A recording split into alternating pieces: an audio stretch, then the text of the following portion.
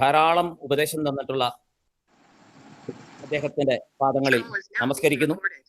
വളരെ ലളിതമായ പദങ്ങളിലൂടെ നാരായണീയത്തിൻ്റെയും മറ്റ് നമ്മുടെ സംസ്കാരത്തിലുള്ള എല്ലാ എല്ലാ തരത്തിലുള്ള ഈശ്വര കാര്യങ്ങളുടെയും ആ ഉപദേശം വളരെ നല്ല രീതിയിൽ നമ്മളെ പറഞ്ഞ് മനസ്സിലാക്കിയിട്ടുള്ള ഒരു വലിയ മഹാനായ ഒരു സന്യാസി ശ്രേഷ്ഠനാണ് അദ്ദേഹം. അദ്ദേഹത്തിന്റെ പാദങ്ങളിൽ നമസ്കരിച്ചുകൊണ്ട് വിനയപൂർവം ആദരപൂർവം നമ്മുടെ ഈ സത്രവേദിയിലേക്ക് ഉപദേശങ്ങൾ കേൾക്കുവാനായി അദ്ദേഹത്തെ ക്ഷണിക്കുന്നു.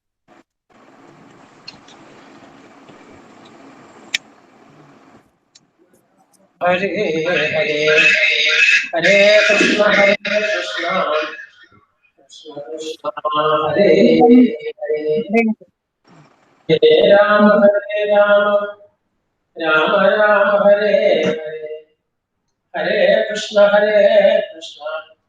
കൃഷ്ണ കൃഷ്ണ ഹരേ ഹരേ ഹരേ രാമ രാമ രാമ ഹരേ ഹരേ ഹരേ കൃഷ്ണ കൃഷ്ണ കൃഷ്ണ ഹരേ ഹരേ ഹരേ രാമ രാമ രാമ ഹരേ ഹരേ ഹരേ കൃഷ്ണ കൃഷ്ണ കൃഷ്ണ ഹരേ ഹരേ സച്ചിദാനന്ദരൂപായ കൃഷ്ണായ കൃഷ്ണമണേ നമോ വേദാന്തവേദ്യായ ഗുരവേ ബുദ്ധിസാക്ഷിണേ രാമായ രാമഭദ്രായ രാമചന്ദ്രായ വേദസേ രഘുനാഥായ നാഥായ സീതായ പതേ നമഃ. പീതാംബരം കരവിരാജിതചക്രശംഖകൗമോദീസരസിജം കരുണാസമുദ്രം രാധാസഹായം അതിസുന്ദരമന്ദഹാസം പാപാലയേശമനിശം ഭാവയാമി പാപാലയേശമനിശം ഭയാമി. സർവത്ര ഗോവിന്ദനാമ സങ്കീർത്തനം ഗോവിന്ദ ഗോവിന്ദ ശ്രീ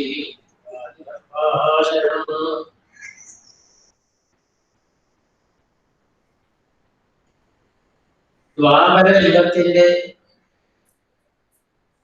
അവസാനമായപ്പോഴും വേദങ്ങള് മറ്റുപനിഷത്തുകള് ഇതിന്റെ മുഴുവൻ സാരം ജനങ്ങൾക്ക് മനസ്സിലാകാൻ വളരെ വിഷമമായി. ഈ കലികാലം ആകുമ്പോഴേക്കും ബുദ്ധിശക്തി കുറയണോ, ആയുസ്സിന്റെ ദൈർഘ്യം കുറയണോ, മറ്റ് പല വിഷമങ്ങളും ഇങ്ങനെ. ഇത് പരിഹരിക്കാനായിട്ട് ഭഗവാൻ തന്നെ അവതരിച്ചു. വേദങ്ങളൊക്കെ പഠിക്കാൻ സൗകര്യത്തിന് വേണ്ടി നാലാക്കി തിരിച്ചു. അതിലത്തെ പ്രതിപാദ്യം അനുസരിച്ച് നാലാക്കി തിരിച്ചു. സാമം അഥർവം എല്ലാം വേറെ വേറെ തിരിച്ചു. ഓരോ വേദത്തിനും ഉപനിഷത്തുകളുണ്ട്, ബ്രാഹ്മണങ്ങള്, ആരണ്യകങ്ങള്, ഇങ്ങനെയൊക്കെ ഗ്രന്ഥങ്ങളുണ്ട് ഓരോ വേദശാഖയിൽ വിശദീകരിക്കുന്ന. അപ്പോഴാണ് അങ്ങനെയൊക്കെ ചെയ്തു കഴിഞ്ഞു. പുരാണങ്ങളും അതുപോലെ തന്നെ മഹാപുരാണങ്ങള്, പുരാണങ്ങള് അതും കര കാണാ കടൽ പോലെ അങ്ങനെ കിടക്കുന്നു. അതിനെ ഭഗവാൻ ഒന്ന് വേർതിരിച്ചു. വൈഷ്ണവ പുരാണങ്ങള്, ശൈവ പുരാണങ്ങൾ എന്നൊക്കെ രീതിയിലും, സാത്വിക പുരാണങ്ങൾ, രാജസങ്ങൾ, താമസങ്ങൾ എന്നൊക്കെയുള്ള രീതിയിലും അതാതിലെ പ്രതിപാദ്യം അനുസരിച്ചൊക്കെ വേർതിരിച്ചു. അങ്ങനെ പഠിക്കാൻ എല്ലാ സൗകര്യം ചെയ്യും. അത് കഴിഞ്ഞ് അവസാനമാണ് സർവശാസ്ത്ര സാരസംഗ്രഹം എന്നൊക്കെ വേണി പറയാം. ആ രീതിയിൽ ഒരു ഗ്രന്ഥം നിർമ്മിച്ചു. അതാണ് ശ്രീമദ് ഭാഗവതം. അതുകൂടി നിർമ്മിച്ചു കഴിഞ്ഞപ്പോൾ വ്യാസഭഗവാനെ വിളിച്ച് സാക്ഷാ വിഷ്ണു ഭഗവാൻ പറയണു, അങ്ങ് നിർമ്മിച്ച ഗ്രന്ഥം വളരെ വിശേഷമായുണ്ട്, സർവശാസ്ത്ര സാരവും ഇതിലടങ്ങിയിട്ടുണ്ട്. ഈ കലിയുഗം തുടങ്ങിയാൽ ഒരു 4000 ചില്ലാനം വർഷം വരെ ഈ ഭാഗവതം മനസ്സിലാക്കിക്കോളും ആൾക്കാർ. കുറെ കഴിയുമ്പോൾ കലികാലത്തിൻ്റെ ശക്തി കൊണ്ട് ജനങ്ങളുടെ കഴിവെല്ലാം കുറഞ്ഞു കുറഞ്ഞു വരുമ്പോൾ അതിനെ പരിഹരിക്കാനായിട്ട് ഒരു ഗ്രന്ഥം വേണം. ഈ 12 സ്കന്ധങ്ങളും 335 അധ്യായങ്ങളും 18,000 ശ്ലോകങ്ങളുള്ള ഈ ഗ്രന്ഥം മുഴുവൻ തെറ്റുകൂടാതെ ഒന്ന് വായിക്കാൻ പഠിക്കാൻ തന്നെ വളരെ വിഷമം. ഭാഗവതം തെറ്റുകൂടാതെ വായിക്കാൻ തന്നെ. അപ്പം പിന്നെ അതിൻ്റെ സാരം മുഴുവൻ മനസ്സിലാക്കാൻ എത്ര വിഷമമുണ്ട്. അതുകൊണ്ട് അതിനെ പരിഹരിക്കണം. അത് വേറെ ആർക്കും പറ്റില്ല, അങ്ങക്ക് തന്നെ പറ്റില്ല. അതുകൊണ്ട് മേൽപ്പത്തൂരിൻ്റെ രൂപത്തിൽ അങ്ങ് വന്ന് അത് നടത്തണം, ലോകത്തിന് വലിയ ഉപകാരം എന്ന് ഭഗവാന്റെ ഉപദേശപ്രകാരം വ്യാസഭഗവാൻ തന്നെ മേൽപ്പത്തൂരിൻ്റെ രൂപത്തിൽ വന്ന് ഭഗവാൻ പറഞ്ഞതനുസരിച്ച് ഭഗവാന്റെ മുമ്പിൽ തന്നെ ഇരുന്ന് 100 ദശകങ്ങളിലായി അത് സംഗ്രഹിച്ചു ഭാഗവതം എന്നാണ് അതിൻ്റെ മാഹാത്മ്യത്തിൽ പറയുന്നത്. 3 അധ്യായങ്ങളുള്ള ഒരു മാഹാത്മ്യമുണ്ട്. അങ്കിരസ് നിർമ്മിച്ചത് എന്നാണ് അതിൽ കാണുന്നത്. ആ ഗ്രന്ഥത്തിൽ ഇത് വ്യക്തമായിട്ട് പറഞ്ഞിരിക്കുന്നു. അതിൻ്റെ പാരായണ വിധി ഒക്കെ തന്നെ. ഭാഗവതം എത്ര പരിശ്രമിച്ചാലും ഒരു ദിവസം കൊണ്ട് വായിച്ചു തീർക്കാൻ ആർക്കും പറ്റില്ല. ആ ദോഷം പരിഹരിച്ച് ഒരു ദിവസം കൊണ്ട് വായിച്ചു തീർക്കാൻ പാകത്തിന് ഒരു ഗ്രന്ഥം. പാരായണീയം എല്ലാവർക്കും ഒരു ദിവസം കൊണ്ട് വായിച്ചു തീർക്കാൻ പറ്റും.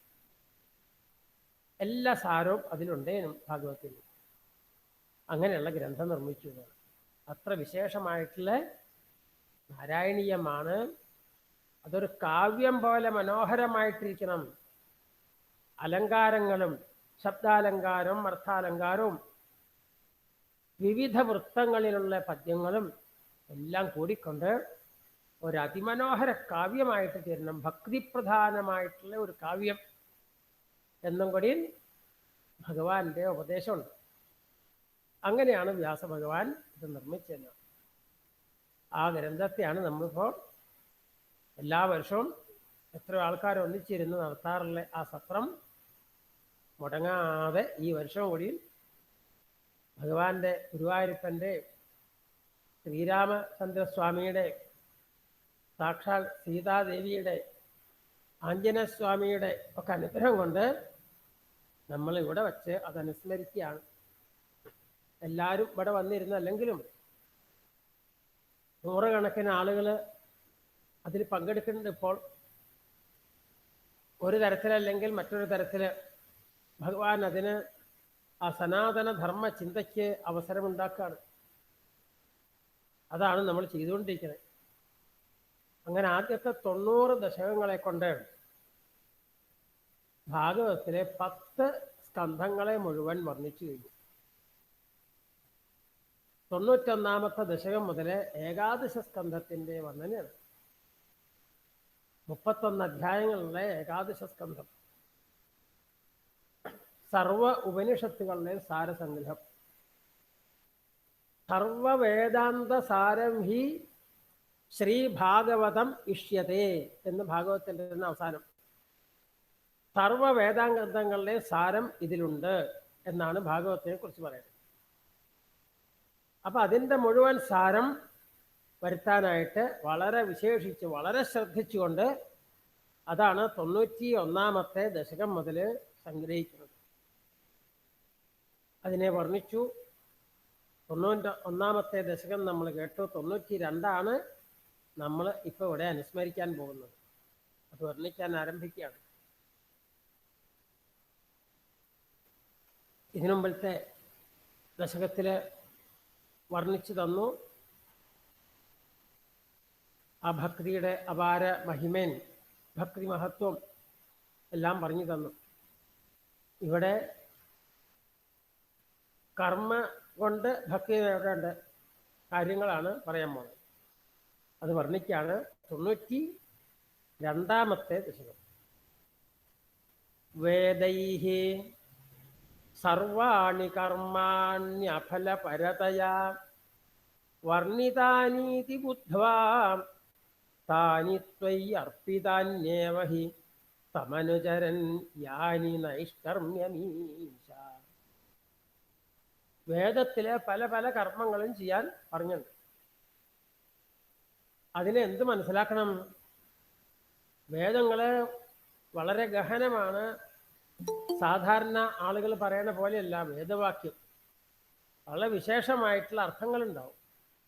അങ്ങനെ ചിന്തിച്ച് മനസ്സിലാക്കണം. ഓരോ കർമ്മം ചെയ്യാൻ പറയും, അതിനൊരു ഫലവും പറയും. ഇന്ന കർമ്മം ചെയ്താൽ ഇന്ന ഫലം. സ്വർഗകാമോ യജേത, സ്വർഗത്തില് പോകാൻ ആഗ്രഹമുള്ളവർ ഇന്ന കർമ്മം ചെയ്യൂ എന്ന് പറയും. എന്താ പറഞ്ഞതിൻ്റെ താല്പര്യം? സ്വർഗത്തിൽ പോകലല്ല അതിൻ്റെ താല്പര്യം, കർമ്മം ചെയ്യലാണ്. ആൾക്കാരത് തെറ്റിദ്ധരിക്കും, സ്വർഗത്തെ ലക്ഷ്യമാക്കിയെടുക്കും.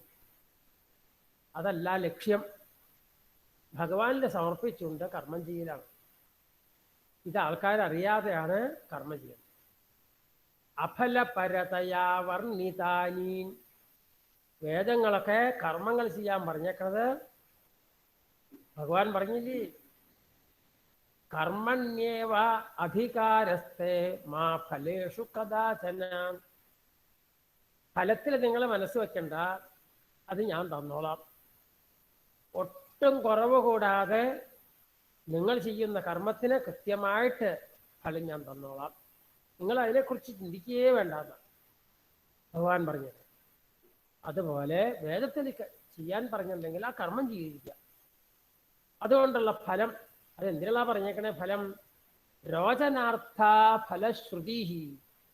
അതൊരു അർത്ഥവാദം, ഫലശ്രുതി എന്ന് പറയും. എന്തിനാണ്? ജനങ്ങൾക്ക് ഒരു താല്പര്യം ജനിപ്പിക്കാൻ.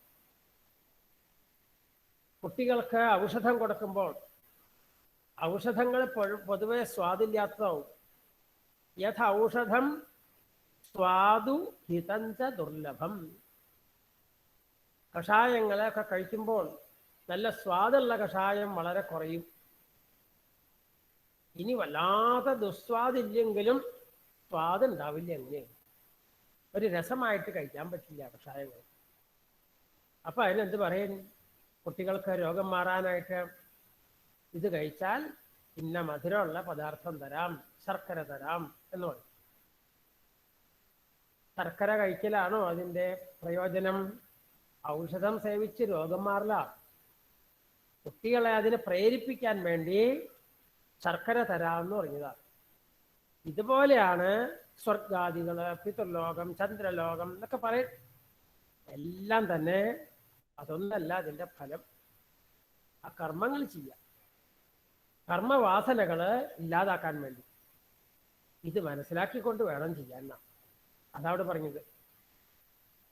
വേദൈഹി സർവാണി കർമാണി അഫലപരതയാ വർണ്ണിതാനീതി ബുദ്ധ്വാ താനി, ആ കർമ്മങ്ങളൊക്കെ ത്വയ്യർപ്പിതാന്യേവ ഹി സമനുചരൻ, ഭഗവാനിൽ സമർപ്പിച്ചുകൊണ്ട് ചെയ്യുക.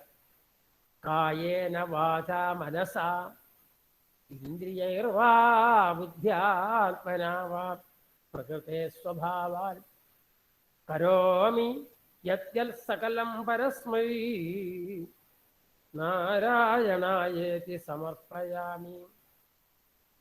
സമർപ്പയേഹം ജഗദംബികായി ശ്രീരാമചന്ദ്രായ സമർപ്പയാമി. അവനെൻ്റെ ഇഷ്ടദേവതയ്ക്ക് സമർപ്പിക്കാം. അങ്ങനെ ചെയ്താൽ കർമ്മവാസനകൾ ഇല്ലാതായി മനസ്സ് മുഴുവൻ ആ പരതത്വത്തിൽ എത്തിച്ചേരും. പുറമേൽക്ക് വിഷയവാസനകളെ കൊണ്ടാണ് പുറമേൽക്ക് മനസ്സ് പോകുന്നത്. നിഷ്കാമ കർമ്മങ്ങൾ അനുഷ്ഠിച്ചാൽ മറ്റെങ്ങും മനസ്സ് പോകാതെ ആ ആത്മവിചാരത്തിൽ എത്തിച്ചേരും. ഇതാണ് അതിൻ്റെ പ്രത്യേകത. അതല്ലെങ്കിൽ ഭഗവാൻ സമർപ്പിക്കാണ്ട് ചെയ്താൽ കൂടുതൽ കൂടുതൽ വിഷയവാസനകൾ വന്ന് അങ്ങനെ മനുഷ്യൻ കൂടുതൽ കൂടുതൽ വാസനകളോടുകൂടി ഈ ശരീരം വിട്ടുപോയി അനേകം ശരീരങ്ങളെ എടുക്കേണ്ടി വരും. ഈ ഒരു വിഷമം ജീവന് ഒഴിവാക്കാനാണ് വേദമാകുന്ന പ്രഭു ഇന്ന കർമ്മങ്ങൾ ചെയ്യൂ എന്ന് പറഞ്ഞേക്കുന്നത്. അപ്പം കർമ്മങ്ങളുടെയൊക്കെ തത്വങ്ങള് എന്തിനു വേണ്ടി പറഞ്ഞിരിക്കുന്നു, എങ്ങനെ ചെയ്യണം എന്നൊക്കെ മനസ്സിലാക്കണം താല്പര്യം. അതൊക്കെ വർണ്ണിക്കുക അവിടെ. മാ ഭൂദ്വേദൈർനിഷിദ്ധേ കുഹചിദപി മനഃകർമ്മവാചാം പ്രവൃത്തി ദുർവർഗ്യം ചേദവാപ്തം തദപി ഖലു ഭവത്യർപ്പയേ ചിത്പ്രകാശേ. ഭഗവാനെ ഒരു പ്രാർത്ഥന വേദത്തിലെ നിഷേധിച്ച് അധർമ്മങ്ങളായിട്ടുള്ള കാര്യങ്ങളിൽ മനസ്സ് വരരുതേ ഭഗവാനെ. ഒരിക്കലും വേദവിരുദ്ധ കർമ്മങ്ങളിൽ അത് ചെയ്യേണ്ടി വരരുതേ ഭഗവാനെ. പ്രത്യേകം എന്തെങ്കിലും അങ്ങനെ വല്ലതും വന്നാൽ ഇന്ന തരത്തിൽ പറയണം, ഇന്നത് പ്രവർത്തിക്കണം എന്നൊക്കെ വേദ അനുശാസനമുണ്ട്. അത് വിട്ട് എന്തെങ്കിലുമൊക്കെ ചെയ്തിട്ടുണ്ടെങ്കിൽ ഭഗവാനെ അങ്ങനെ വല്ലതും വന്നു പെട്ടാൽ അതും കൂടി ഇതാ അവിടത്തേക്ക് സമർപ്പിക്കുന്നു. ആ ദോഷം കൂടി അവിടുന്ന് തീർത്തു തരണേ എന്ന് ഒരു പ്രാർത്ഥന. അതാണ് ഒന്നാമത്തെ ശ്ലോകത്തിൽ. പിന്നീട് പറയണു, അപ്പൊ എന്തിനാണ് കർമ്മം ചെയ്യാൻ പറഞ്ഞേ? കർമ്മമോക്ഷായ കർമാണു വിധത്തേഹി അഗതം യഥ. വീണ്ടും വീണ്ടും കർമ്മം ചെയ്യാനല്ല കർമ്മയോഗം പറഞ്ഞേക്കണേ, കർമ്മം ചെയ്യാൻ പറഞ്ഞേക്കണേ. കർമ്മവാസന ഇല്ലാതാക്കാൻ. എങ്ങനെ? അഗതം യഥ. രോഗിയോട് ഔഷധം സേവിക്കാൻ പറയണം. കാലത്ത് വൈകുന്നേരം ഒക്കെ 2 നേരം, ചിലപ്പോൾ 3 നേരം തന്നെ, കാലത്തും ഉച്ചയ്ക്കും വൈകുന്നേരവും കഴിക്കാൻ പറയും. ഇങ്ങനെ ഒരു 15 ദിവസം കഴിഞ്ഞാലോ കാലത്തും വൈകുന്നേരം മാത്രം മതി എന്ന് പറയും. അത് കഴിഞ്ഞാൽ 1 നേരം മാത്രം മതി എന്ന് പറയും. കുറച്ച് ദിവസം കഴിയുമ്പോഴോ ഔഷധം സേവിക്കുകയേ വേണ്ട. ഈ ഔഷധം സേവിക്കാണ്ടാത്തൊരവസ്ഥയ്ക്ക് രോഗിയെ ഉയർത്തിക്കൊണ്ടുവരാനാണ് ഔഷധം സേവിക്കാൻ പറയണത്. കൂടുതൽ കഴിക്കാൻ വേണ്ടിയിട്ടല്ല. ഇതുപോലെയാണ് ജീവന്റെ കർമ്മവാസനകൾ ഇല്ലാതാക്കി ആത്മതത്വം ബോധിപ്പിക്കാനാണ് വേദത്തില് കർമ്മങ്ങൾ ചെയ്യാൻ പറയുന്നത്. ഇത് മനസ്സിലാക്കിക്കൊണ്ട് വേണം. ഇതാണ് വിശേഷമായിട്ട് ആദ്യം പറഞ്ഞത്. അപ്പൊ ഇത്രയൊക്കെ ചിന്തിക്കാനുണ്ട്. ഓരോ ശ്ലോകത്തിനും വളരെ വളരെ ചിന്തിക്കാനുണ്ട്. ഭാഗവതത്തിലാവുമ്പോൾ എത്രയോ ശ്ലോകങ്ങളിൽ പറഞ്ഞ കാര്യം ഇവിടെ വളരെ ചുരുക്കി ഒരു ശ്ലോകത്തിൽ. പിന്നീട് പറയണു, ഭഗവാനെ യസ്ത്വന്യഃ കർമ്മയോഗസ്തവ ഭജനമയാ. ഭഗവാനെ ഒരു കർമ്മയോഗം. എന്താ കർമ്മയോഗം?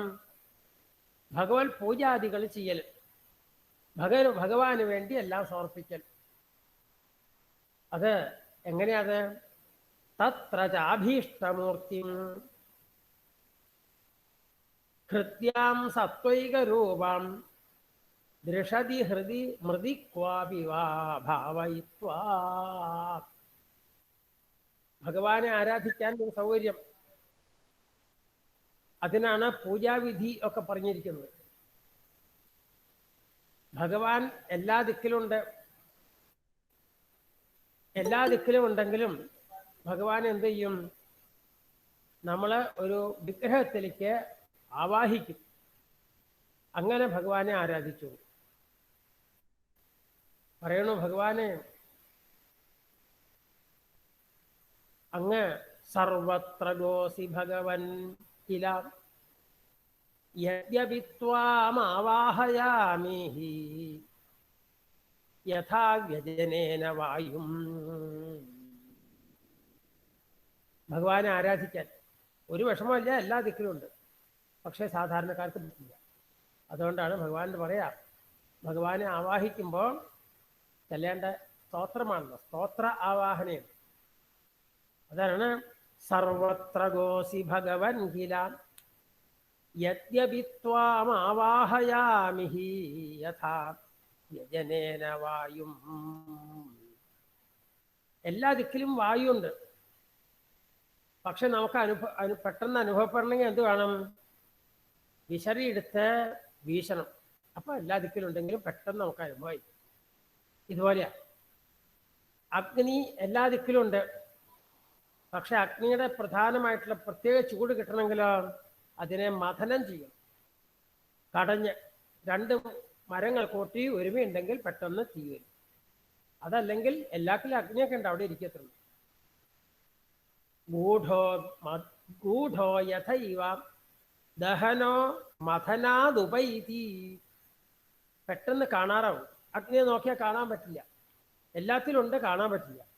പക്ഷെ മഥനം ചെയ്താൽ പ്രത്യക്ഷമായിട്ട് കാണാൻ പറ്റും. ഇങ്ങനെയാണ് അവിടെ പറഞ്ഞേക്കുന്നത്. അത് അങ്ങനെയാണ് ഭഗവാനെ ആരാധിക്കാൻ. അത് വിഗ്രഹം ഉണ്ടാക്കൽ. ശൈലി ദാരുമയി എന്നൊക്കെ പറഞ്ഞ് 8 തരത്തിൽ പ്രതിമ അഷ്ടവിധ എന്ന് പറഞ്ഞു. അതാണ് ഇവിടെ ചുരുക്കിക്കാണ്. ദൃഷതി ഹൃദി മൃതി ക്വാപി വാ ഭാവയിത്വ. ഒരു ശിലയിലാവാം, പത്മമിട്ടിട്ട് ആവാം, മണ്ണുകൊണ്ട് വിഗ്രഹം ഉണ്ടാക്കി. ഗോപികമാര് മണ്ണുകൊണ്ടാണ് വിഗ്രഹം ഉണ്ടാക്കി വെച്ച് ആരാധിച്ചത്. അതും തന്ത്രശാസ്ത്രത്തിൽ പറഞ്ഞിട്ടുള്ളതാണ്. 2 തരത്തിലുണ്ട് മണ്ണുകൊണ്ടുള്ള വിഗ്രഹം. ഒന്ന് അത് തീയിലിട്ട് അതിന് ആക്കിയിട്ട് അതിന് ഉറപ്പിച്ച് അങ്ങനെയുള്ളത്. അതല്ലെങ്കിൽ മണ്ണുകൊണ്ട് ഉണ്ടാക്കുക, അപ്പം തന്നെ കഴുകി കളയാൻ പറ്റും. അതാണ് ഉത്തമം എന്നാണ് പറയുന്നത്. അഗ്നിയിൽ വെച്ച് ചൂട് പിടിപ്പിച്ച് അങ്ങനെ ഉണ്ടാക്കണേക്കാൾ ഭേദം മണ്ണുകൊണ്ട് ശരിക്കും ഉണ്ടാക്കി വെക്കില്ല എന്നാണ്. അപ്പോൾ ഒരു ഉത്തമ രീതിയിലാണ് ഗോപസ്ത്രീകൾ ചെയ്തത്. അവർ ശാസ്ത്രമൊന്നും പഠിച്ചിട്ടില്ല. എങ്ങനെ ഇതൊക്കെ അറിഞ്ഞ്? മനസ്സ് ശുദ്ധമായാൽ വേണ്ടതെല്ലാം ഭഗവാൻ ഇങ്ങനെ തോന്നിച്ചോളും. അവർക്ക് തെറ്റേ പറ്റില്ല. അജ്ഞാനം അങ്ങോട്ട് കളഞ്ഞാൽ മതി, ജ്ഞാനം പ്രകാശിക്കും. അവരുടെ മനസ്സ് ശുദ്ധമായപ്പോൾ അവരുടെ അബദ്ധ സഞ്ചാരം ചെയ്യില്ല. അവരുടെ മനസ്സ് അതാ പ്രത്യേകത. അല്ലാണ്ട് അനേക ശാസ്ത്രങ്ങളൊന്നും പഠിച്ച് അങ്ങനെയൊന്നും വേണമെന്നില്ല. ഭഗവാൻ നല്ല ഭക്തി ഉണ്ടെങ്കിൽ, ഇഷ്ടദേവതയിൽ അത്രയും വിശ്വാസം ഉണ്ടെങ്കിൽ, ആരാധിക്കുന്നുണ്ടെങ്കിൽ എല്ലാം നേരെ തോന്നിച്ചോളും. ഇതാണ് ഭഗവാൻ. പ്രസദ്യത്തെ സാധുധിയം ദദന്തേ.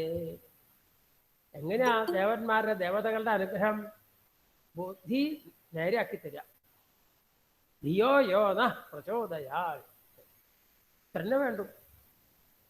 അല്ലാണ്ട് ഭഗവാന്റെ ഒരു പ്രാർത്ഥിച്ചു, ഭഗവാൻ നേരിട്ട് വന്ന് അതൊക്കെ ചെയ്ത് അങ്ങനൊന്നും വേണ്ട. സാധുധിയം ദദന്തേ. അവരുടെ പ്രസാദം എന്ന് പറഞ്ഞാൽ ബുദ്ധി ശുദ്ധമാക്കി വേണ്ടാത്ത ചിന്തകളൊക്കെ പോയി ആ നേരെ വഴി അങ്ങോട്ട് കാണിച്ചു തരാം. പോരെ, പിന്നെന്തിനാണ്? ഇതാണ് ദേവതകളുടെ അനുഗ്രഹം. അതുകൊണ്ട് ഗോപസ്ത്രീകൾക്ക് അവരാരും പറഞ്ഞിട്ടില്ല, തന്നെ അവർക്ക് തോന്നി ഈ മണ്ണുകൊണ്ട് വിഗ്രഹം ഉണ്ടാക്കി വെക്കാൻ. അതാണ് അവർ ചെയ്തത്. എന്നിട്ട് എന്ത് ചെയ്തു? പുഷ്പൈർ ഗന്ധൈർ നിവേദ്യൈരപി ച വിരചിതൈഃ ശക്രിതോ ഭക്തിപൂതൈഃ. എന്തുതന്നെയാണെങ്കിലും ഭക്തിയോടുകൂടി സമർപ്പിക്കാന്നാണല്ലോ ഭഗവാൻ പറയണേ. പത്രം പുഷ്പം ഫലം വാ, എന്താണെങ്കിലും വേണ്ടില്ല, എന്തു തന്നെയാണെങ്കിലും ഒക്കെ എന്നിൽ സമർപ്പിച്ചോളൂ. ഭക്തി ഉണ്ടെങ്കിൽ ഭഗവാൻ സ്വീകരിക്കുന്നതാണ്. ഭക്തിപൂതൈഃ നിത്യം വര്യാം സപര്യാം വിദധത് ഐ വിഭോ ത്വൽപ്രസാദം ഭജേയം. ഇങ്ങനെ അതാന്ത്രികമായിട്ടുള്ള കർമ്മയോഗങ്ങളെ കൊണ്ട് ഭഗവാനെ അവിടുത്തെ ഞങ്ങൾ പ്രാപിച്ചോളാം, അതിനെ അനുഗ്രഹിക്കണമെന്നാണ്. ഇങ്ങനെയൊക്കെ ചെയ്യണമെങ്കിൽ ഭഗവാൻ ആരോഗ്യം തരണം, ഇതൊക്കെ ചെയ്യാനുള്ള കഴിവ് തരണം ശരീരത്തിന്. ആദ്യം പറഞ്ഞ അതാണല്ലോ തെരഞ്ഞത്. ഭഗവാനെ കല്യതാം മമ കുരുഷ്വ താവതിം കല്യതേ ഭവതുപാസനയ്യയാ. എന്തിനാ പ്രാർത്ഥിക്കുന്നത്? ആരോഗ്യമൊക്കെ. ആരോഗ്യം കിട്ടിയാലല്ലേ ശരീരം ആദ്യം ഖലോ ധർമ്മസാധനം. ധർമ്മങ്ങൾ അനുഷ്ഠിക്കണമെങ്കിൽ ആരോഗ്യം വേണം. അതിനു വേണ്ടി മാത്രം എൻ്റെ രോഗം മാറ്റി തരണമേ ഭഗവാൻ എന്നാണ് പ്രാർത്ഥിച്ചു തുടങ്ങിയത്. അതുകൊണ്ട് യഥാശക്തി അവിടുത്തെ വേണ്ട പോലെ പൂജിച്ച് അവിടുത്തെ അനുഗ്രഹം ഇതിന് പാത്രമായിക്കോളാം ഭഗവാനെ എന്ന്. അത് കഴിഞ്ഞ് പറയാണ്, സ്ത്രീശൂദ്രാഹ ത്വൽകഥാദിശ്രവണ വിരഹിത ആസതാം തേ ദയാരിഹാ ത്വൽപാദാസന്നയാതാൻ ദ്വിജകുല ജനുഷോഹന്ത ശോചാമി അശാന്താൻ. ചില ആളുകള് ഭാഗ്യമില്ലാത്ത കാരണം ഭഗവത് കഥകൾ കേൾക്കാനോ പുണ്യക്ഷേത്രങ്ങൾ അവിടെ പോയി ഭഗവാനെ ആരാധിക്കാനോ അവനവൻ്റെ ഗൃഹത്തില് ഭഗവാനെ ആരാധിക്കാനോ ഇതൊന്നും സൗകര്യമില്ലാത്ത, ഇതൊന്നും പറഞ്ഞു കൊടുക്കാൻ ഗുരുവിനെ കിട്ടാത്ത ആളുകൾ എത്ര ഉണ്ടാവും. അവരുടെ കഥ ഇരിക്കട്ടെ, സാരില്ല എന്നാ. അവർക്ക് അതിന് കഴിവില്ല, അതിന് ഭാഗ്യം കിട്ടിയിട്ടില്ല എന്നാ. അതിരിക്കട്ടെ, ഇതൊക്കെ കിട്ടിയ ആളുകൾ പാഴാക്കുമ്പോഴാണ് വല്ലാത്ത വിഷമം എന്നാണ്. ത്വൽപാദാസന്നയാതാൻ വിജകുല ജനുഷോഹന്ത ശോചാമി അശാന്താൻ. ഇതെല്ലാ സൗകര്യം കിട്ടിക്കൊണ്ട് വേദം പഠിക്കാനും എങ്ങനെ വേണമെങ്കിലും ഭഗവാനെ ആരാധിക്കാനും പൂജ ചെയ്യണോ, യജ്ഞങ്ങൾ ചെയ്യണോ, ഇതൊക്കെ കിട്ടിയിട്ടും ഭഗവാനെ ആരാധിക്കാത്ത ആളുകളല്ലോ, അശാന്തന്മാരായിട്ടുള്ള ആളുകള്, തത്വഗുണം തീരെ ഇല്ലാത്ത ആളുകള്, വിഷയാസക്തന്മാര്, അവരെക്കുറിച്ച് എനിക്ക് വല്ലാത്ത വിഷമം തോന്നുന്നു ഭഗവാനെ എന്നാ. മഹാത്മാക്കൾക്ക് അങ്ങനെയാ. അവർക്ക് അവരുടെ കാര്യത്തിലല്ല വരിക, മറ്റുള്ളവരുടെ വിഷമത്തെയാണ് എപ്പോഴും അവർ കാണുക. നയത്ര ശോകോ ന ജരാ ന മൃത്യുഃ നാർത്തിർന്ന ചോദ്വേഗ ഹൃദേ കുതശ്ചിൽ യച്ചിത്തതോദഹം കൃപയാനിദം വിദാം ദുരന്ത ദുഃഖപ്രഭവാനുദർശനാത് എന്ന് ഭാഗവത്തിൽ. അവർക്ക് എന്തെങ്കിലും വിഷമം വന്നാലോ അവരുടെ ഹൃദയം കരിങ്കല്ല് പോലെയാണ്, ശില പോലെയാണെന്ന്. മറ്റുള്ളവരെ ദുഃഖം കാണുമ്പോഴോ വെണ്ണ പോലെ മൃദുവാകും. ഇതാണ് മഹാത്മാക്കളുടെ സ്വഭാവം. അവർക്ക് മറ്റുള്ളവരെ വിഷമത്തിൽ മാത്രമേ അവർക്ക് വിഷമമുള്ളൂ. പ്രഹ്ലാദന് അതാ പറഞ്ഞ്, ശോചേ തതോ വിമുഖചേതസഃ. ഭഗവാനെ ഇത്രയൊക്കെ അവിടുത്തെ ആരാധിക്കാൻ സൗകര്യം ഉണ്ടായിട്ടും വിഷയാസക്തന്മാരായിട്ട് മനുഷ്യന്മം പാഴാക്കി കളയണ്ടല്ലോ, അതിനെക്കുറിച്ച് ഞാൻ വല്ലാതെ ദുഃഖിക്കുന്നു എന്ന് പ്രഹ്ലാദൻ. ഇവിടെ അതാ പറഞ്ഞത്, വിജകുലജനുഷോഹന്ത ശോചാമ്യശാന്താൻ.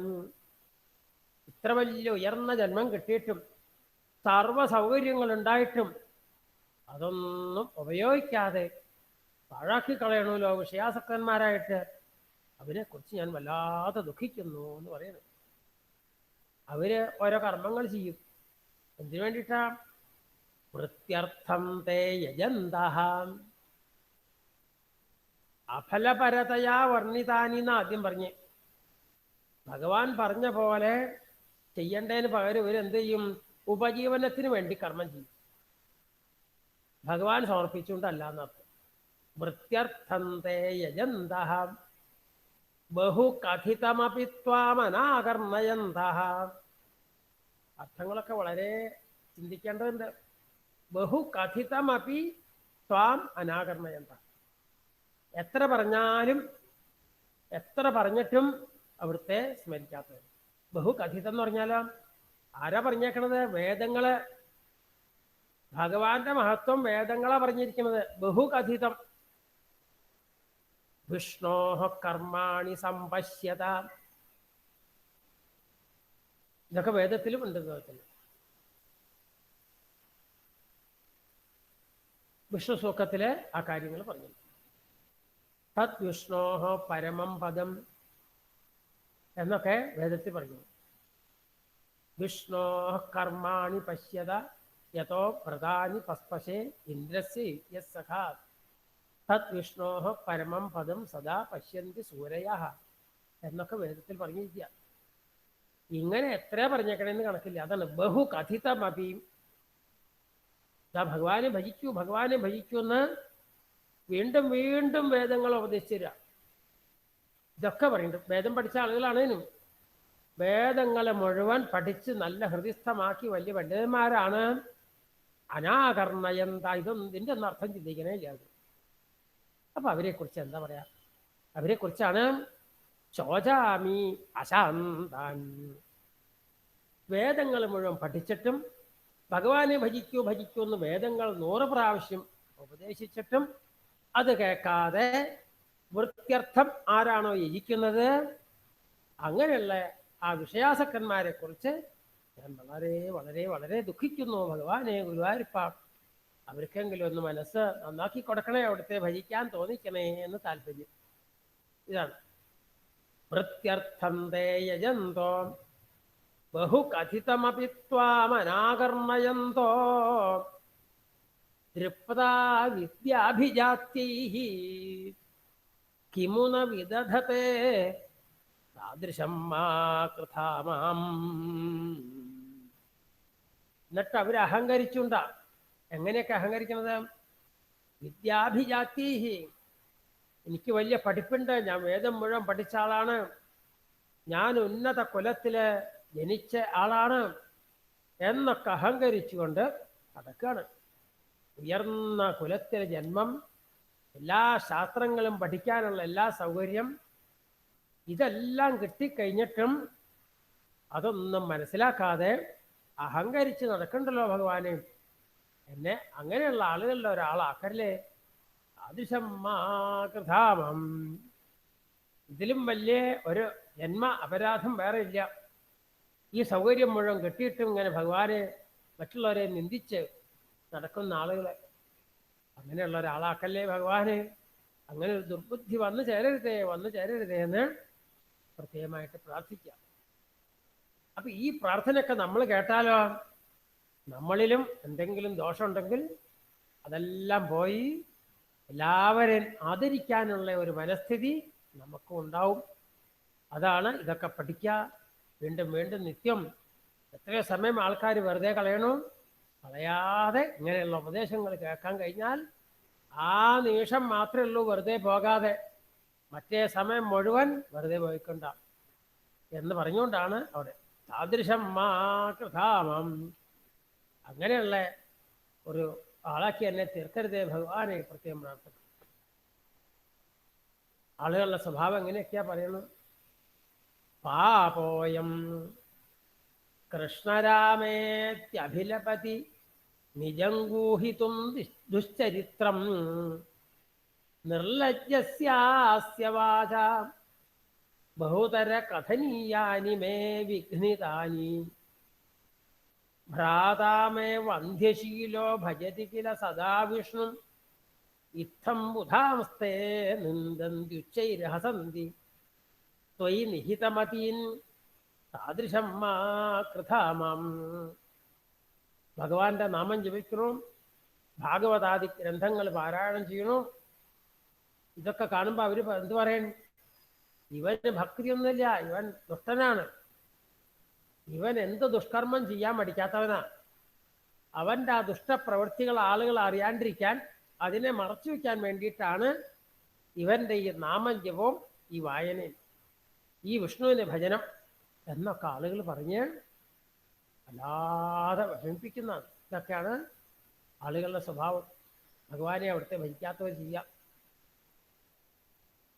സ്വന്തം സഹോദരനാണെങ്കിൽ പോലും, പണ്ടില്ലേ എനിക്കൊരു സഹോദരനുണ്ട്, അവൻ ഇങ്ങനെയാ, ഒരു കാര്യം ചെയ്യാൻ സമ്മതിക്കില്ല, എപ്പോഴും നാമം ജപവും വിഷ്ണു വിഷ്ണു എന്നൊക്കെ പറഞ്ഞുകൊണ്ടിരിക്കലും ഇങ്ങനെയൊക്കെയാണ് ഇവന്ന് പറഞ്ഞുകൊണ്ട് ഇരിക്കും. ഭഗവാനെ താദൃശം മാ കൃതാമാം. അങ്ങനെയുള്ള മഹാപാപകർമ്മങ്ങൾ ചെയ്യുന്ന ഒരു ജന്മം ആക്കി തീർക്കരുതട്ടോ എനിക്ക് ഭഗവാനെ. ആരെങ്കിലൊക്കെ സജ്ജനങ്ങൾ ഭഗവാനെ ഭജിക്കുന്നുണ്ടെങ്കിൽ അവരെ ഒന്ന് നമസ്കരിക്കാം, അവരെ ഒന്ന് പ്രശംസിച്ചാൽ തന്നെ എല്ലാ ഐശ്വര്യങ്ങളും നമുക്കുണ്ടാവും. വേറെ ഒന്നും വേണ്ട, സജ്ജനങ്ങളെ എപ്പോഴും മനസ്സിൽ സ്മരിക്കാം, എന്നാൽ തന്നെ എല്ലാ ശ്രേയസ്സും മനുഷ്യനുണ്ടാവും. അതുകൊണ്ട് ഇന്ന തരത്തിലെ ദുർജനങ്ങൾ മറ്റുള്ളവരെ ഉപദ്രവിക്കുമെന്ന് പറയാൻ പറ്റില്ല എന്നാണ്. അവർ ഭഗവാനെ ഭജിക്കുകയൊക്കെ ചെയ്യും, പക്ഷെ അവരൊന്നും പൂജ ഭഗവാൻ സ്വീകരിക്കാറില്ല. ന ഭജതി കുമനീഷിണാം സൈജ്ഞാം ഹരിഹി അധനാത്മധന പ്രിയോ രസജ്ഞഃ ശ്രുതധന കുല കർമ്മണാം മദൈര്യേ വിദധതി പാപം അകിഞ്ചനേഷു സത്സു. 4-ാം സ്കന്ധം അവസാനത്തെ അധ്യായത്തിലുള്ളതാണ്. ഹൃദയദസ്സുകൾക്ക് നാരദ മഹർഷി ഉപദേശം കൊടുക്കുന്ന പദ്യമാണിത്. ശ്രുതധന കുല കർമ്മണാം മദൈഹി. അവർക്ക് അഹങ്കാരത്തിന് എന്തെല്ലാം, ഉയർന്ന കുലത്തിൽ ജന്മം കിട്ടുമ്പോൾ അതിൽ അഹങ്കരിച്ച് മറ്റുള്ളവരെ വല്ലാതെ പ്രശംസിക്കും. ഇവരുടെ മിടുക്കുകൊണ്ടാണോ അവിടെ ജന്മം കിട്ടിയത്? നമ്മൾ ഓരോ കുലത്തിൽ ഓരോ തരത്തിൽ ജനിച്ചിരിക്കുന്നു. ഈ ശരീരം എങ്ങനെ കിട്ടി? നമ്മുടെ മിടുക്കൊണ്ട് എടുത്തതല്ല. ഭഗവാൻ അവതരിക്കുന്ന പോലെ വേണമെന്ന് വിചാരിച്ച് ഞാൻ അവതരിച്ചു എന്ന് പറയാൻ ആർക്കെങ്കിലും പറ്റുമോ? ഒന്നും പറയാൻ പറ്റില്ല, എങ്ങനെയോ കിട്ടിയേക്കുന്നു. പക്ഷെ അവരത് അഹങ്കരിക്കുക, എൻ്റെ മിടുക്കൊണ്ട് ഞാൻ നേടിയതാന്നും പറഞ്ഞ്. ശ്രുത അതുപോലെ തന്നെ കുറെ പഠിച്ചു കഴിയുമ്പോൾ ബുദ്ധിശക്തി ഭഗവാൻ തന്നതാ. ജനിക്കുമ്പോൾ തന്നെ അല്പം പോലും ബുദ്ധി ഇല്ലാണ്ട് ജനിച്ച് നമ്മുടെ പ്രയത്നം കൊണ്ട് നേടിയെടുത്ത ബുദ്ധിയാണോ? അല്ല, ഭഗവാൻ തന്നിരിക്കുക. പക്ഷെ അതിലൊക്കെ അഹങ്കരിക്കും. അപ്പൊ കുറെ പഠിപ്പുണ്ടാവുമ്പോൾ അതിലഹങ്കരിക്കണം, ധനമുണ്ടാവുമ്പോൾ അതിലഹങ്കരിക്കണം. എന്തൊന്നുണ്ടോ മുഴുവൻ ഭഗവാൻ തന്നതാണെങ്കിലും അതൊക്കെ മറന്നുകൊണ്ട് അതിലെല്ലാം അഹങ്കരിച്ച് അവർ മറ്റുള്ളവരെ വല്ലാതെ ഉപദ്രവിക്കും. അതാണ് ശ്രുത കുലധർമ്മണാം മദൈഹി യേ വിദധതി പാപം അകിഞ്ചനേഷു സൽസു. ഏകാന്ത ഭക്തിയോടുകൂടി ഭഗവാനെ അവിടുത്തെ ഭജിക്കുന്ന ആളുകളുണ്ട്, അവരെ വല്ലാതെ ഉപദ്രവിക്കും. നിസ്സാരമായിട്ട് ഓരോന്നിൽ അഹങ്കരിച്ച് ഭഗവാനെ അവിടുന്ന് തന്നെ കൊടുത്ത പദാർത്ഥങ്ങളിൽ അവർ സ്വയമായി നേടിയതാന്ന് അഹങ്കരിച്ച് വലിയ സജ്ജനങ്ങളെ മുഴുവൻ അവര് അവമാനിക്കും. താദൃശം മാ കൃതാമം. അങ്ങനെ ഒരു മഹാദ്രോഹം പാപകർമ്മം ചെയ്യുന്ന ഒരാളാക്കി തീർക്കരുതേ ഭഗവാനെ, ഒരു കാലത്തും അങ്ങനെ ആക്കി തീർക്കരുതേ എന്ന് ആണ് 2 ശ്ലോകങ്ങളിൽ പ്രത്യേകമായിട്ട് അവിടെ പ്രാർത്ഥിച്ചത്. പിന്നെ ഓരോ യുഗത്തിലെ ഓരോ രീതിയിലാണല്ലോ ഭഗവാനെ ആരാധിക്കുക. അതിൻ്റെ സമ്പ്രദായം ഒന്നുകൂടെ പറയണം. ശ്വേതച്ഛായം കൃതേ ത്വാം മുനിവരവപുഷം പ്രീണയന്തേ തപോഭി. കൃതയുഗത്തിലാണെങ്കിൽ ഭഗവാനെ വർണ്ണിക്കുന്നു ഒരു ബ്രഹ്മചാരി വേഷത്തിൽ. മുനിവരവപുഷം പ്രീണയന്തേ തപോഭി. ആ കാലത്ത് തപസ്സാണല്ലോ. ഭഗവാനെ ധ്യാനിക്കുക ഒരു വിഷമമില്ല. കാരണം രജോ ഗുണ തമോ ഗുണങ്ങളൊന്നും ആ സമയത്ത് ആളുകൾക്ക് ഉണ്ടാവില്ല, അധിക സത്വഗുണം. കൃതയുഗത്തിൻ്റെ പ്രത്യേകത അങ്ങനെ. രജോ ഗുണ തമോ ഗുണങ്ങളാണ് വിഷയങ്ങളിലേക്ക് മനസ്സിനെ ചലിപ്പിച്ച് വിഷയങ്ങളിലേക്ക് കൊണ്ടുപോകുന്നത്. രജോ ഗുണ തമോ ഗുണങ്ങളാണ്. സത്വഗുണമാകുമ്പോൾ ജ്ഞാനമാണ്, പ്രകാശമാണ്, നിശ്ചലമാണ്. അതുകൊണ്ട് കൃതയുഗത്തിൽ അങ്ങനെയാണ്. അപ്പൊ അവിടുത്തെ തപസ് കൊണ്ട് അവിടുത്തെ ആരാധിക്കും. പിന്നത്തെ യുഗമാവുമ്പോൾ സത്വഗുണത്തിന്റെ അളവ് കുറച്ച് കുറഞ്ഞു. അപ്പൊ കാമ്യകർമ്മങ്ങളിലൊക്കെ കുറച്ച് ആളുകൾക്ക് താല്പര്യം വന്നിറങ്ങി. അപ്പോൾ ശ്രുവം മുതലായിട്ടുള്ള കയ്യെ പിടിച്ചുള്ള യജ്ഞരൂപിയായിട്ടുള്ള ഭഗവാനെ ആ സമയത്ത് ആരാധിക്കും. പിന്നത്തെ യുഗമാവുമ്പോൾ സത്വഗുണത്തിന്റെ അളവ് കുറേയും കൂടിയും കുറഞ്ഞു. രജോ ഗുണത്തിന് ആധിക്യം വന്നു, തമോ ഗുണത്തിനൊക്കെ. ഒന്ന് കുറഞ്ഞാൽ മറ്റു 2 കൂടി നിൽക്കും. സത്വരജ ഗുണ തമസ്സുകൾ 3 ഗുണങ്ങളില് ഒന്ന് അധികമായാൽ മറ്റു 2 കുറയും. അതുകൊണ്ട് ദ്വാപരയുഗത്തിന്റെ അവസാനമാകുമ്പോൾ ഭഗവാനെ പൂജിക്കുകയാണ്. സേവന്തേ തന്ത്രമാർഗൈഹി വിലസദരിഗതം ദ്വാപരേ ശ്യാമളാംഗം. ഇതും കഴിഞ്ഞ് കലികാലമാകുമ്പോഴോ നീലം സങ്കീർത്തനാദ്യൈഹി ഇഹ കലിസമയേ അനുഷാസ്ത്വാം ഭജന്തേ. കലികാലമാകുമ്പോൾ ഭഗവാനെ നാമസങ്കീർത്തനാദികളെ കൊണ്ട്. അപ്പൊ കൃതയുഗത്തിൽ ഭഗവാൻ വെളുത്ത നിറമാണ്, 4 കൈകള്, ജടാമരവുരി, കൃഷ്ണാജിനം, പൂണുനൂല്, ജപമാല, ദണ്ഡം, കമണ്ടലൊക്കെ ഉണ്ട്. ഇങ്ങനെ വടുരൂപിയായിട്ടുള്ള ആ ഭഗവാൻ. പിന്നത്തെ യുഗമാവുമ്പോൾ ചുവന്ന നിറം, 4 കൈകള്, 3 ഇഴയുള്ള മേഖല, സ്വർണ്ണവർണ്ണത്തിലുള്ള ആ ശിരോരുഹങ്ങള്, തലമുടി, ധ്രുവഞ്ജുഹു മുതലായിട്ടുള്ള വേദമൂർത്തിയായിട്ടുള്ള ഭഗവാൻ യജ്ഞദേവൻ എന്നർത്ഥം. അങ്ങനെയാണ് ആളുകൾ ആരാധിക്കുക. ദ്വാപരയുഗമാകുമ്പോൾ ശ്യാമവർണ്ണത്തിൽ പീതാംബരധാരിയായിട്ട് സുദർശനാദി ആയുധങ്ങള്, ശ്രീവത്സാദികളൊക്കെ ധരിച്ച് അങ്ങനെയുള്ള ഇങ്ങനെയുള്ള ഭഗവാന്. കലിയുഗമാകുമ്പോൾ ഭഗവാൻ കൃഷ്ണവർണ്ണമാണ്, സുദർശനാദി ആയുധങ്ങളൊക്കെ ഉണ്ട്. പാർഷദന്മാരോടൊക്കെ കൂടിയിട്ടുള്ള ഭഗവാനെ, ശ്രീകൃഷ്ണ സ്വരൂപത്തിൽ ഭഗവാനെ നാമസങ്കീർത്തനങ്ങളെ കൊണ്ട് വിശേഷിച്ച് ആരാധിക്കും. കലിസന്ധരണ ഉപനിഷത്തുണ്ടല്ലോ, അപ്പോൾ വേദാന്തത്തിൽ പോലും ഭഗവാനെ ആരാധിക്കാനുള്ള വിധിയാണ് പറഞ്ഞത്. നാരദ മഹർഷി ചോദിച്ചു ബ്രഹ്മാവിൻ്റെ അടുക്ക്, അതിഭയങ്കര കലിയുഗമാണല്ലോ വരാൻ പോണത്, അതിനെ പരിഹരിക്കാൻ ജനങ്ങൾക്ക് എന്താ പറഞ്ഞു കൊടുക്കേണ്ടത്? എളുപ്പമാർഗേ പറ്റുള്ളൂ, വലിയൊന്നും പറഞ്ഞിട്ട് കാര്യമില്ല. അതിനിപ്പോൾ എന്താ, നാമം ജപിക്കാൻ പറഞ്ഞോളൂ എന്ന് പറഞ്ഞു. അത് പറഞ്ഞിട്ടും കാര്യമില്ല. ജനങ്ങൾ എന്ത് ചെയ്യും? എത്രയോ മണിക്കൂറുകൾ വെറുതെ കളഞ്ഞിട്ടും സഹസ്രനാമം ജപം ഉണ്ടോ എന്ന് ചോദിച്ചാൽ അതിന് സമയമില്ല. അഷ്ടോത്തര ശതം ജപിക്കാൻ സമയമില്ല. ഒന്നിന് സമയമില്ല. എത്ര സമയം വെറുതെ കളയുന്നത്? ജനങ്ങൾ ചെയ്യില്ല കലിയുഗത്തിൽ. അതുകൊണ്ട് എന്തുണ്ട്, ഏറ്റവും ചുരുങ്ങിയ മാർഗം പറഞ്ഞു കൊടുക്കും. എന്നാ ഒരു കാര്യം, 3 നാമം പറഞ്ഞു കൊടുക്കുക. അതാണ് ഹരേ രാമ കൃഷ്ണ. ഇതാണ് 3 നാമം. ഹരേ, എല്ലാ ദുഃഖങ്ങളും ദുരിതങ്ങളും ഹരിക്കുന്നവനെ. രാമ, രമിപ്പിക്കുന്നവനെ.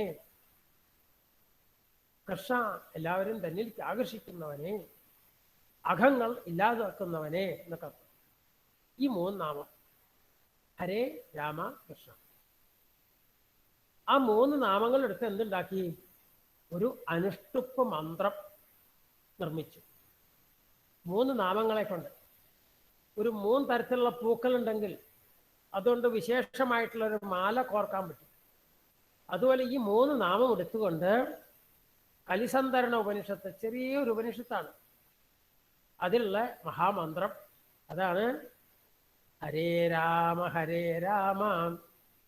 രാമ രാമ ഹരേ ഹരേ, ഹരേ കൃഷ്ണ കൃഷ്ണ കൃഷ്ണ ഹരേ ഹരേ. ഈ നാമം കൊണ്ട് മനുഷ്യന് മനസ്സ് ശുദ്ധമായി.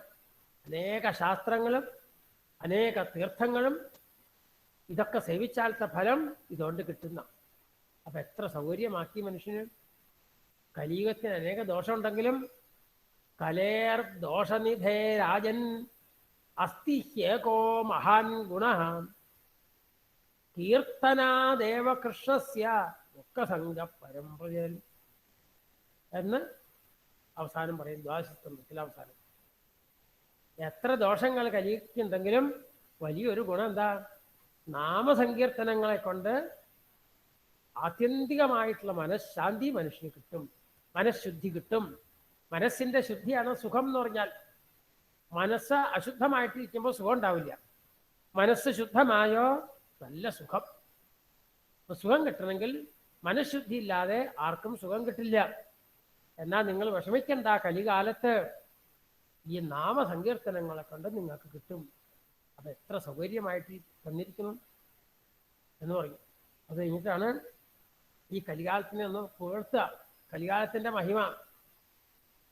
കലേർ ദോഷനിധേ രാജൻ അസ്തിഹ്യേകോ മഹാൻ ഗുണ എന്ന് പറഞ്ഞ പോലെ ഇവിടെ സോയം കാലേയ കാലോ ജയതി മുരരിപോ യത്ര സങ്കീർത്തനാദ്യൈഹി നിര്യത്നൈരേവ മാർഗൈഹി അഖിലത നജിരാത്മപ്രസാദം ഭജന്തേ.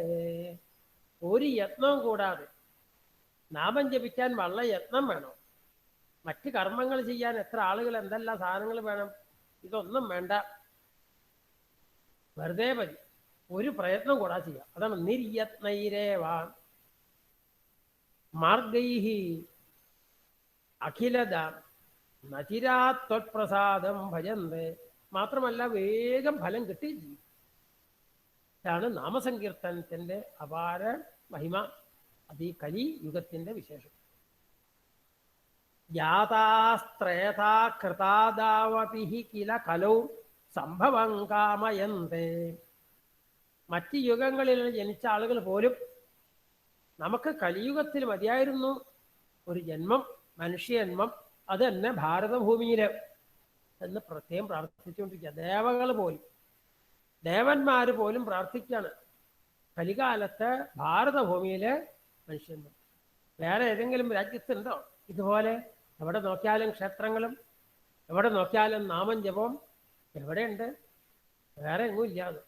അതാണ് പ്രത്യേകത. ദൈവാ തത്രൈവ ജാതൻ വിഷയ വിഷരസൈഹി മാ വിഭോ വഞ്ചയാസ്മാൻ.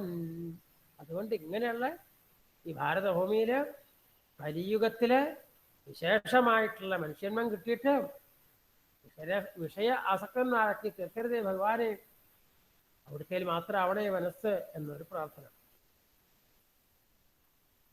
ഭക്താസ്താവത് കലൗ സ്യുഹു ദ്രമിളഭുവി തതോ ഭൂരിശസ്തത്ര ചോച്ചൈഃ കാവേരീം താമ്രവർണ്ണീമനുകില കൃതമാലാഞ്ച പുണ്യാം പ്രതീചിം ഹാ മാമപ്യേതദന്തർഭവമപി ച വിഭോ കിഞ്ചിദഞ്ചത്ര സന്ത്വയ്യാശാവാശയർനിബധ്യഭ്രമയ ന ഭഗവൻ പൂരയത്വം നിഷേവാം.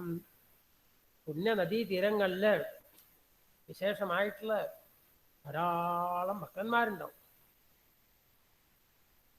ഭക്തി ദേവിയുടെ തന്നെ കഥ പറയണില്ലേ, ഞാൻ അവിടെയാ ജനിച്ചെന്നാണ്. ദ്രവിഡ ദേശത്താണ് ഞാൻ ജനിച്ചതെന്നാണ്. അതാണ് ഭക്താസ്താവൽ കലൗസ്യുഹോ ദ്രമിളഭുവി. അങ്ങനെ ദ്രവിഡ രാജ്യത്ത്, ദ്രവിഡ ദേശത്ത്, ദക്ഷിണ ഭാരതത്തിൽ ധാരാളം ഭക്തന്മാരുണ്ട്. അതുപോലെ തന്നെ പുണ്യനദികളുടെ തീരം. അതുകൊണ്ട് ഈ പുണ്യനദിയുടെ തീരത്ത് ജനിച്ച ആള്, അങ്ങനെയുള്ള എന്നെ ഭഗവാനെ ആ ഭാരതപ്പുഴയുടെ നിളാ നദിയുടെ തീരത്താണല്ലോ 41 ജന്മം.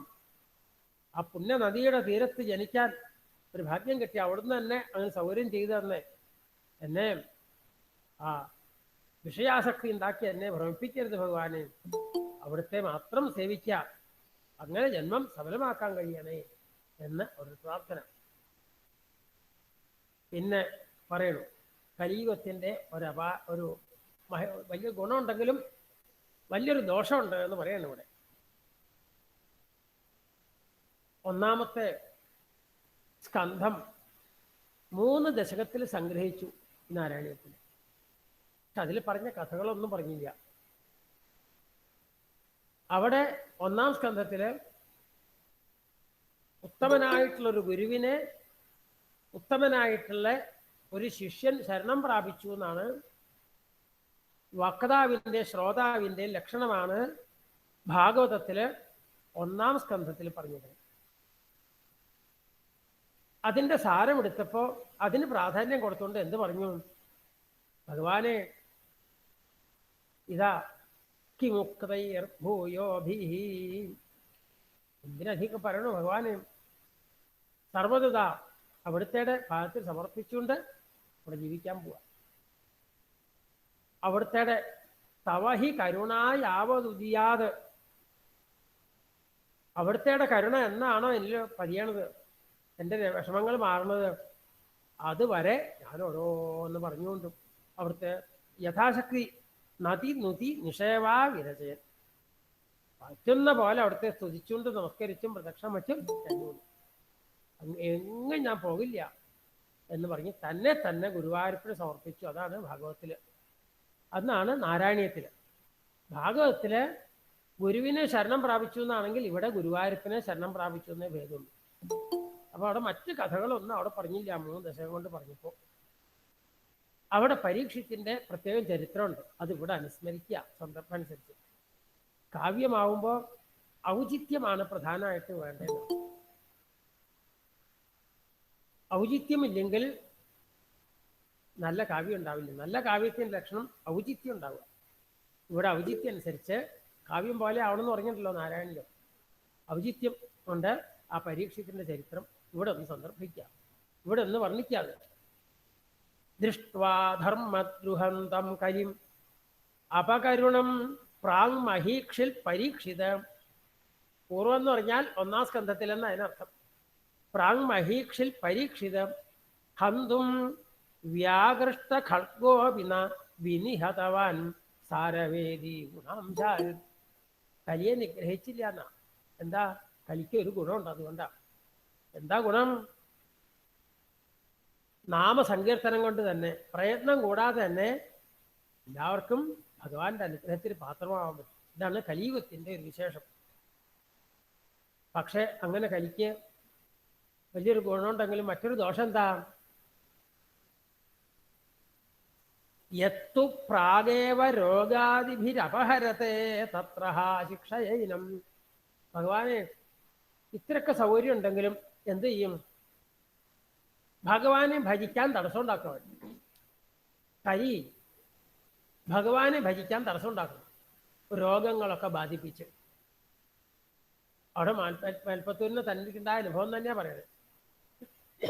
അപ്പൊ രോഗങ്ങളൊക്കെ ഉണ്ടാക്കി ഭഗവാനെ ഭജിക്കാൻ തടസ്സം ഉണ്ടാക്കും. അങ്ങനെ ഒരു ദോഷം കലിക്കുണ്ട്. അതുകൊണ്ട് അവനെ ശിക്ഷിക്കണേ ഭഗവാനെ എന്നാണ്.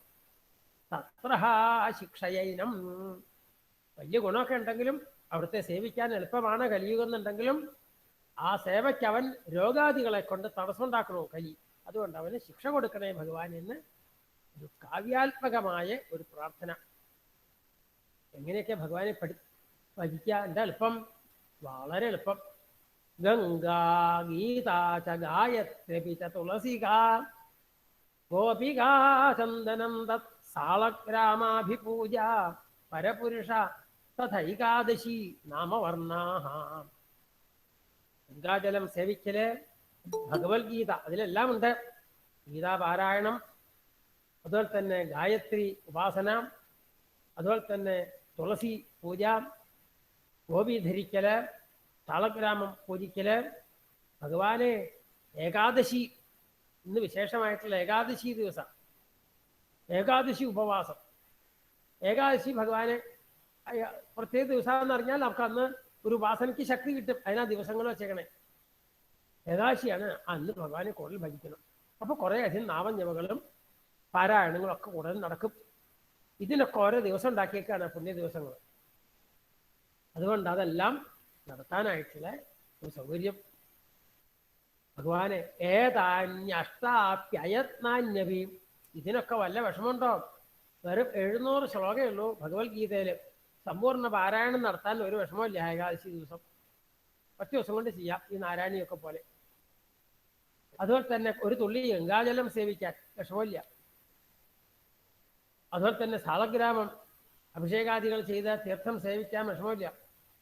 നാമങ്ങൾ ഉച്ചരിക്കാൻ വിഷമമില്ല. 8 പറഞ്ഞേക്കണേ, ആകെ ഒന്നല്ല. ഏതാന്യഷ്ടാപ്യയത്നാനി. യത്നം കൂടാതെ എളുപ്പത്തിൽ സാധിക്കുന്ന കാര്യം. ഇതൊക്കെയാണ് കലിയുഗത്തിൻ്റെ പാരമഹിമ. ഇതൊക്കെ കലിസമയേ ത്വൽപ്രസാദ പ്രവൃദ്ധ്യാ ക്ഷിപ്രം മുക്തിപ്രദാനീത്യഭിദധു ഋഷയഃ തേഷു മാം സജ്ജയേഥാ.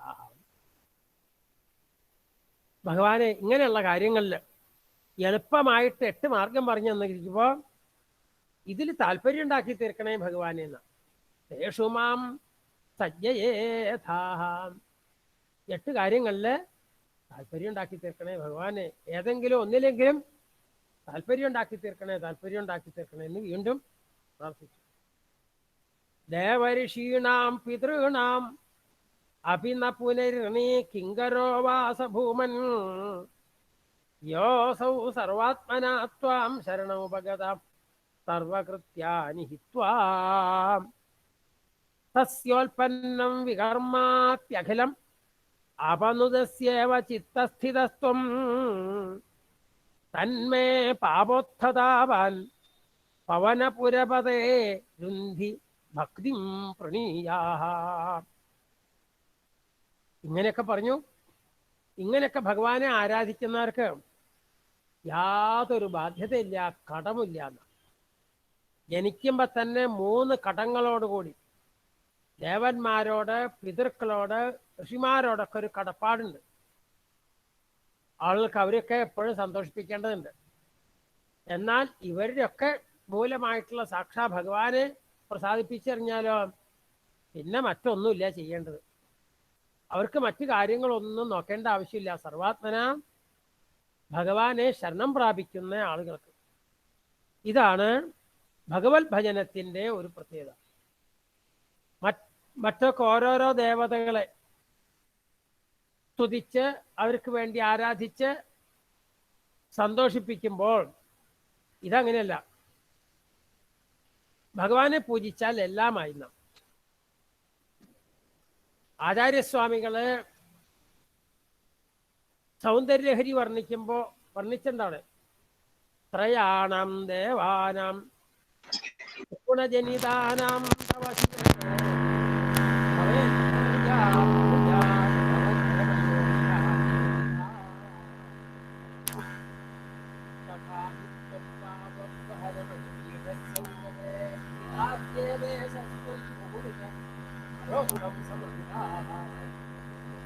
അവര് ദേവിയോട് പറയുന്നു,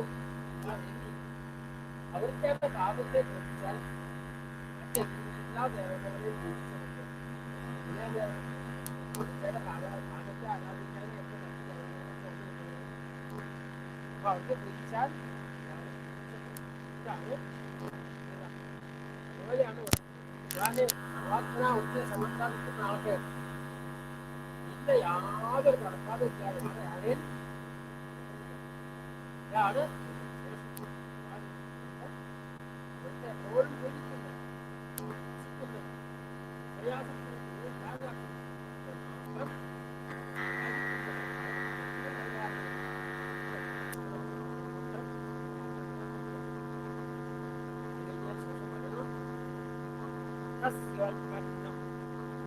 വികർമാപ്യഖിലമപമുദസ്യേവ ചിത്തസ്ഥിതസ്ത്വം തന്മേ പാപോത്ഥതാവാൻ വനപുരപതേ. ചെയ്യരുത് നിഷേധിച്ച കാര്യങ്ങളാണ് വികർമ്മങ്ങൾ. ചെയ്യാൻ പറഞ്ഞ കാര്യങ്ങളൊക്കെ കർമ്മങ്ങൾ, പറഞ്ഞത് ചെയ്യാതിരിക്കൽ അകർമ്മങ്ങൾ, ചെയ്യരുതെന്ന് ശാസ്ത്രത്തില് നിഷേധിച്ച കാര്യങ്ങൾക്ക് വികർമ്മങ്ങൾ. ചെയ്യണമെന്ന് പറഞ്ഞ കാര്യങ്ങൾ മുഴുവൻ ചിന്തിപ്പിക്കാൻ വേണ്ടില്ല, നിഷേധിച്ചതിന് നിഷിദ്ധം പരിവർജ്യത്തെ അകുംവന്നപി കർമാണി നിഷിദ്ധം പരിവർജ്യത്തെ. പറഞ്ഞ കാര്യങ്ങൾ മുഴുവൻ ചെയ്തില്ലെങ്കിലും നിഷേധിച്ചതിന് വൈദ്യൻ പറഞ്ഞ പോലെ ഔഷധം സേവിക്കാൻ കഴിഞ്ഞില്ലെങ്കിലും ഇന്നെന്ന ഭക്ഷണം കഴിക്കരുതെന്ന് വൈദ്യൻ പറഞ്ഞിട്ടുണ്ട്. അത് ഒഴിവാക്കിയാൽ മതി. അത് ഒഴിവാക്കിയില്ലെങ്കിൽ ഔഷധം കൃത്യമായിട്ട് സേവിച്ചു. സത്യമില്ലെങ്കിൽ രോഗിക്ക് ഫലമെന്ത്? സത്യമുണ്ടെങ്കിൽ രോഗിക്ക് ഫലമെന്ത്? മറ്റുള്ള ആൾക്കും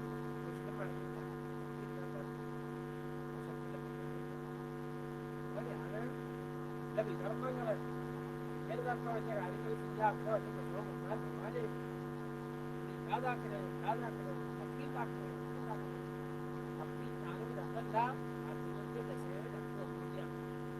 ഭക്തി ഉണ്ടാവണമെന്ന് പറഞ്ഞാലും ജ്ഞാനം ഉണ്ടാവണമെന്ന് പറഞ്ഞാലും ഭക്തിമാർക്കാണ് സേവിച്ചതെന്ന് പറഞ്ഞാലും ഭക്തിമാർക്ക് കൃത്യ സന്ധിക്കുകയെന്ന് പറഞ്ഞാലും ജ്ഞാനമാർക്ക് പറഞ്ഞാലും ഭക്തി പറഞ്ഞല്ല. അതാണ് പേര് ഉണ്ടാക്കണം. സർവധർമ്മങ്ങൾ പരിചരിച്ച് ശരണം പ്രാപിച്ചാൽ മതിയോ? അവിടുത്തെ വിചാരമാണ് ഭഗവാന് എന്ന് വീണ്ടും പറഞ്ഞുകൊണ്ടാണ് വീണ്ടും പ്രാർത്ഥിച്ചു വേണ്ടി. തന്മേ പാവോത്ഥതാവാൻ ഭവനപുരപതേ രുന്ധി ഭക്തിം പ്രണീയാഹ. ഭക്തി ഉണ്ടാക്കിത്തിൽപ്പെട്ട ഭഗവാനെ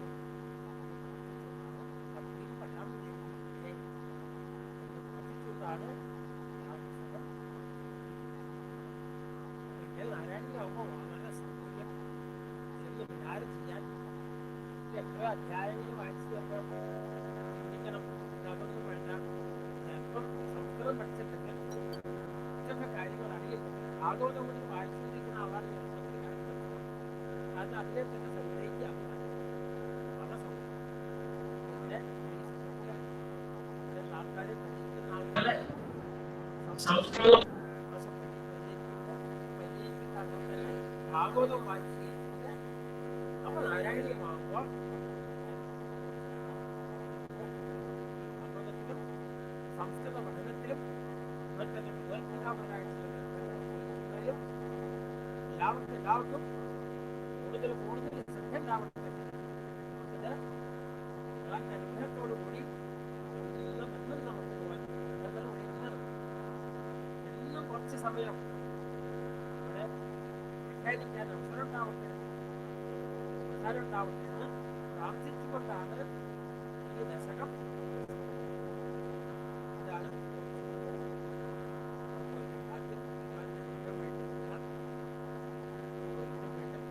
ഇന്നും കുറച്ച് സമയം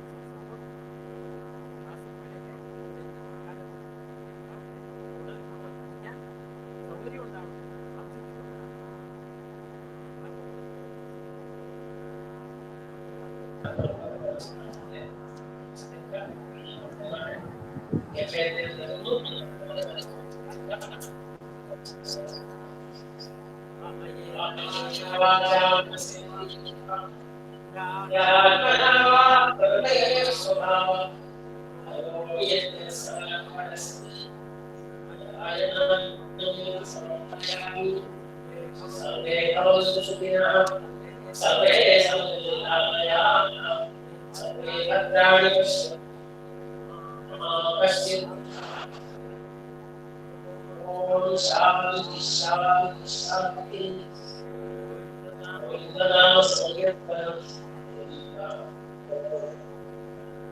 നമോ ഭഗവതേ വാസുദേവായ. എല്ലാ സജ്ജനങ്ങൾക്കും വിനീതമായ പ്രണാമം. ഇത്രയും സമയം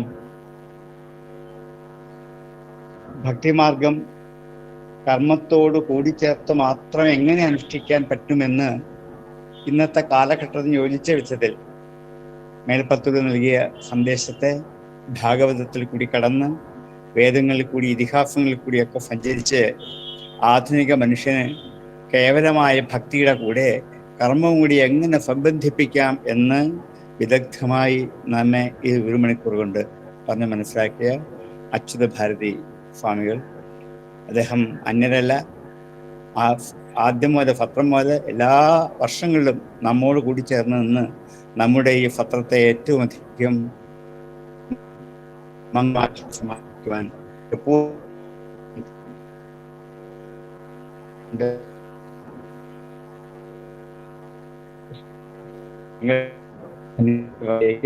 കടന്ന്